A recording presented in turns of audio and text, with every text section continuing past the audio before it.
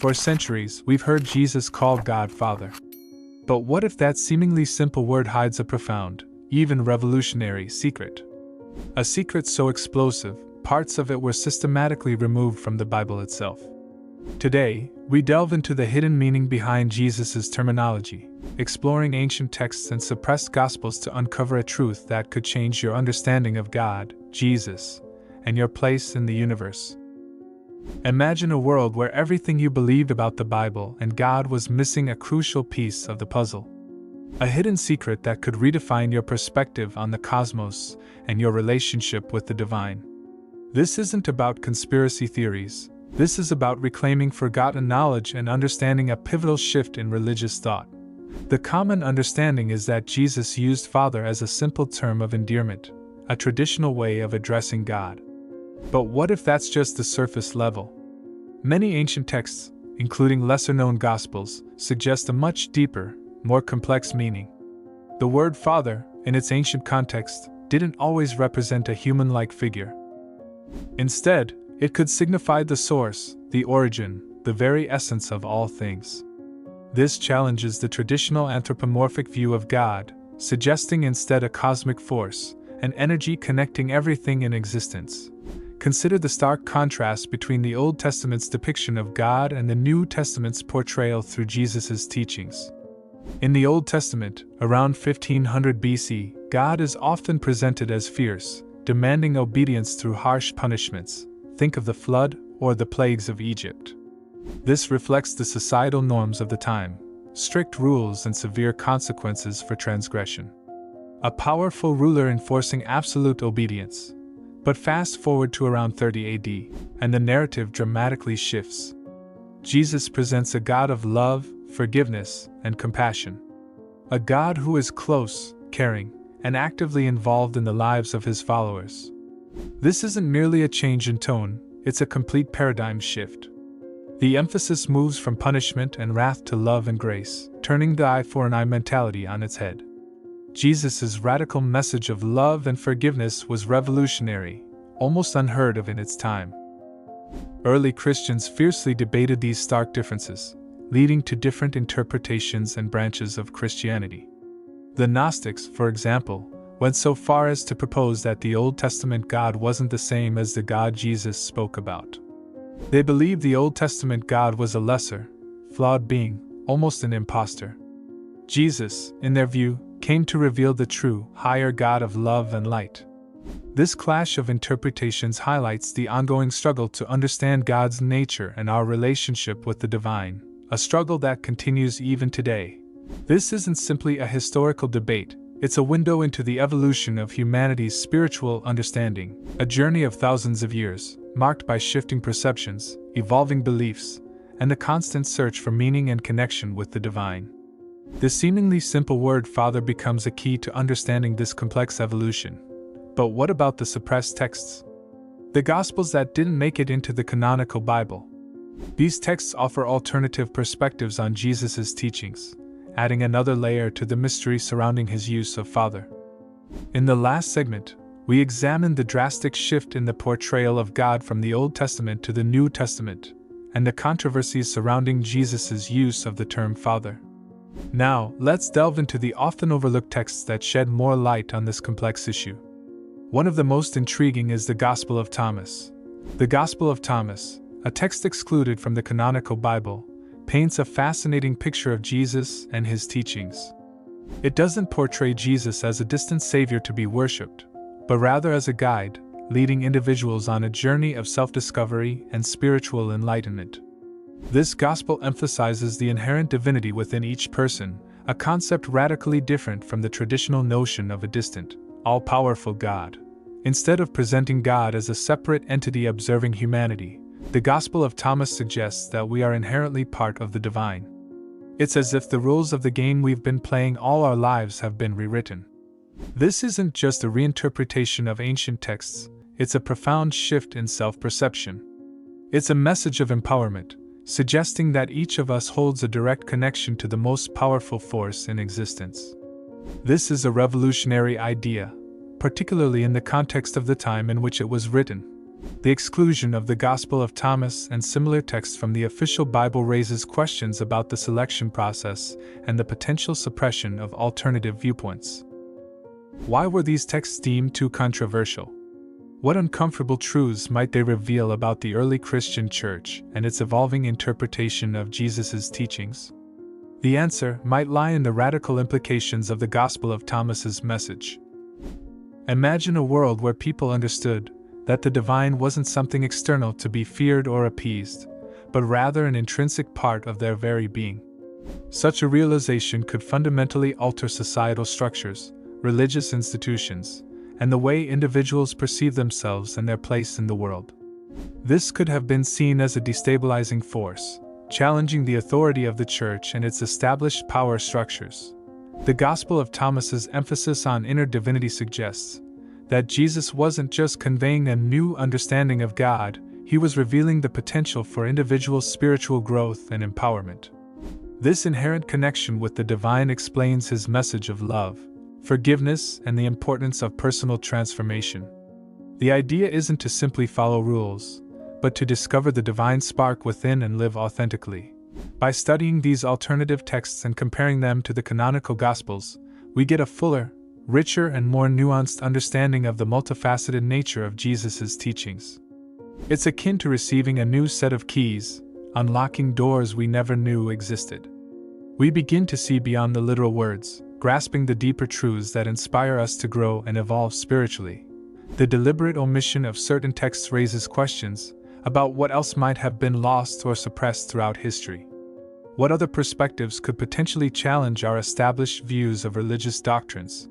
Thousands of years ago, humanity perceived the world through a lens of primal fear. Thunder and lightning were interpreted as signs of divine anger, natural disasters as direct punishments from higher powers. With a limited understanding of the universe, survival was paramount, and the unknown was a source of constant terror. This shaped religious beliefs, with gods often depicted as unpredictable, demanding sacrifices and punishing misdeeds. But human consciousness hasn't remained stagnant. We've progressed from that primal fear to a more nuanced understanding of the world. We've sent humans to the moon, mapped the human genome, and developed technologies unimaginable to our ancestors. This scientific progress reflects a parallel evolution in our spiritual understanding. The teachings of figures like Jesus introduced a new perspective, a God of love, forgiveness, and personal connection. This shift wasn't solely a religious phenomenon, it was a profound transformation in how humans perceive themselves. Instead of being powerless beings at the mercy of capricious gods, we began to see ourselves as co-creators, capable of shaping our destinies. This marks a significant leap in human consciousness, a move from a mindset of fear and subservience to one of empowerment and inner exploration. The evolution of human consciousness is a story of overcoming fear, reclaiming power, and redefining connection with the divine. For centuries, humans perceived natural events, storms, earthquakes, and eclipses, as divine punishment. In these early ages, survival meant appeasing unpredictable gods. But over time, humanity moved from fear-based reverence to an understanding of a God characterized by love and forgiveness. This shift mirrors the journey of many Black Americans, whose spiritual resilience transformed oppression into liberation, shaping a faith rooted in hope, justice, and the recognition of inherent divinity. Consider how the enslaved ancestors of Black Americans redefined spirituality in the face of unimaginable hardship. Stripped from their homelands and disconnected from their traditions, they created a profound blend of African spirituality and Christian beliefs. Through spirituals, they affirmed their connection to God and their unshakable faith in freedom. These songs, such as Swing Low, Sweet Chariot, or Wade in the Water, served as both expressions of worship and coded resistance, evidence of a consciousness that embraced empowerment and divine connection, even in the depths of suffering. As humanity's understanding of the divine has evolved, so too has the role of Black leaders in advancing this collective consciousness. Visionaries like Harriet Tubman, who called upon her faith to guide others to freedom, and Dr. Martin Luther King Jr., whose dream was rooted in a vision of a just and equitable world, represent the power of a higher consciousness in action.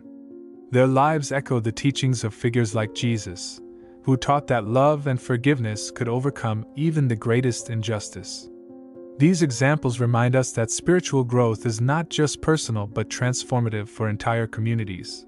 In today's world, the evolution of human consciousness continues with practices like mindfulness, meditation, and movements like Black Lives Matter. These reflect a modern understanding of spirituality, rooted in the wisdom of ancestors and adapted for today's challenges. The call for justice, equity, and dignity within these movements is not just a political statement, but a spiritual awakening, a recognition that the divine is present in every life, every voice, and every step toward progress.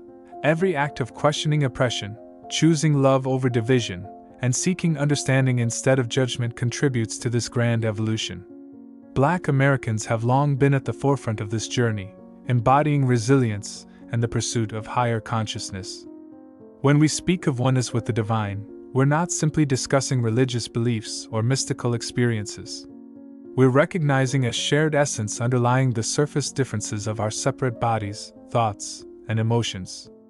Imagine the ocean, composed of countless individual water droplets. Each drop is unique, yet collectively they form a vast, powerful sea. Similarly, each of us is a unique expression of the same divine source, connected in ways we often fail to perceive. This idea of unity is transformative. It changes how we view ourselves and others. Once we acknowledge our interconnectedness, feelings of isolation and loneliness diminish. The struggles and joys of others become, in a sense, our own. This perspective fosters compassion, empathy, and a sense of responsibility for the well-being of all beings and the environment. Many spiritual teachings, from Jesus to Buddha and countless others, emphasize that this oneness isn't something to be attained, it's something to be remembered. It's akin to awakening from a state of separation and rediscovering our inherent connection. This resonates with the ancient wisdom, "Know thyself," urging us to look beyond our ego and individual concerns, recognizing our true interconnected nature. Experiencing this oneness can be profoundly transformative, moving beyond intellectual understanding to a deeply felt experience, a profound sense of peace, joy, and connection. People often describe it as coming home, where the boundaries between me and you dissolve, leaving only a powerful sense of love and unity. This experience can manifest during meditation, in nature, or in moments of deep connection with others. It's a reminder that, at our core, we aren't separate beings striving to connect, we are already one, simply rediscovering that inherent truth. This starts with awareness, being mindful of moments when we feel separated or disconnected. When we find ourselves judging others, feeling superior or inferior, or consumed by our own problems, we can gently remind ourselves to look deeper, to recognize the divine spark within everyone we meet. This practice doesn't involve ignoring differences or pretending problems don't exist. Instead, it's about approaching challenges with understanding and compassion, recognizing that we are all navigating our unique journeys, learning our lessons, and facing our challenges. Seeing others as fellow travelers makes it easier to offer kindness, forgiveness, and support. But this interconnectedness extends far beyond our interpersonal relationships. It encompasses our connection with the natural world, the earth, the stars, and everything in between. Many spiritual traditions teach that the divine is present in all creation, including us. Caring for the environment, respecting animals, and living in harmony with nature are not merely acts of environmentalism, they are ways of honoring this divine connection. When we damage the environment, we harm ourselves, for we are intrinsically linked to the planet and all its life forms. This concept of oneness challenges our anthropocentric worldview, placing us within a larger context of interconnectedness. The journey towards understanding oneness isn't about reaching some distant destination, it's about recognizing our inherent place within an amazing, interconnected web of life. Each of us is a unique expression of the divine, and together, we form a beautiful, vibrant whole. This understanding requires a shift in perspective, moving away from a sense of separation and towards a feeling of belonging and responsibility. The teachings we've discussed are not just dusty old texts or abstract philosophical ideas, they are a call to action. They invite us to look within, to question, and to grow. They remind us that we are not passive observers of the world, but active participants in its creation, a responsibility that carries profound implications for our daily lives. This isn't about grand gestures or overnight transformations, it's about the small things. How we treat others, how we think about ourselves, and the daily choices we make. Each small step towards understanding and growth is a step forward for all of us. The true magic happens when we integrate our learning into our lives, opening our minds to new possibilities and letting go of what no longer serves us. Each of us has a unique role to play in exploring the world's mysteries, venturing into the uncharted territories of our minds and souls. The path forward involves embracing curiosity, challenging established beliefs, and cultivating a mindset of openness and compassion. The overarching theme throughout has been the profound idea of oneness, our connection to the divine and to each other. What does this mean for us in our daily lives? How can we integrate this understanding into our actions and choices? It starts with awareness.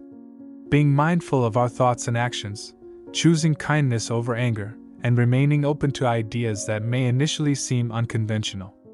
The stories and teachings we've explored aren't just historical artifacts, they are a call to action, a reminder of our inherent power and potential.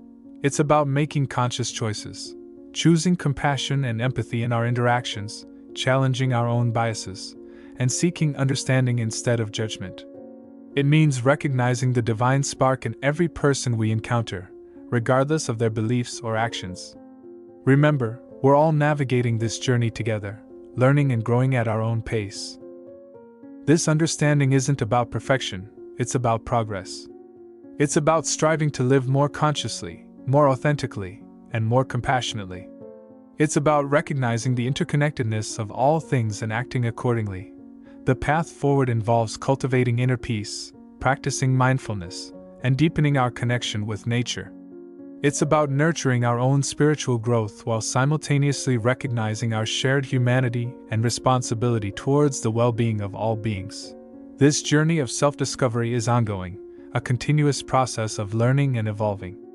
Embrace the unknown, question your assumptions, and remain open to new perspectives.